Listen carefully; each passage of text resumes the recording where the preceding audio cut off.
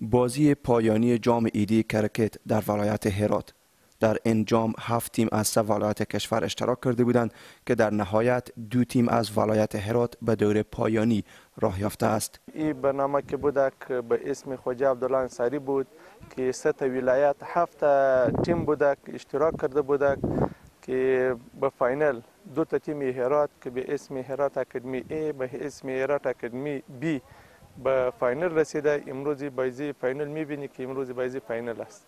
مسئول این رشته ورزشی در هرات همچنان از تعهد امارت اسلامی در امر حمایت از رشته‌های مختلف ورزشی در این ولایت خبر می‌دهد. با این حال شماری از بازیکنان کرکت در هرات نیز با استقبال از روی دست گرفتن این جام از تلاش‌ها به منظور رشد بیشتر این رشته ورزشی سخن می‌زنند. برگزاری مسابقات خود برای رشد جوانان و برای بازی کردن در بین اتفاق و اتحاد در بین میاره و رشد کرکت به این مساعد میکنه که مثال مردم دیگه هم به می بازی رو بیاوره. الحمدلله دستاوردهای خوب داشتیم. ما روز به روز اگر ببینیم در خود ما خیلی تغییرات وجود میاره.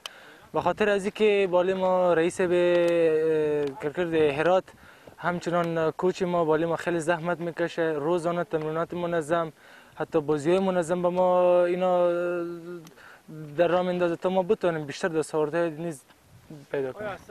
باید گفت که تیم‌های اشتراک کننده در این جام از ولایت‌های هرات، فرا و نیمروز بوده‌اند.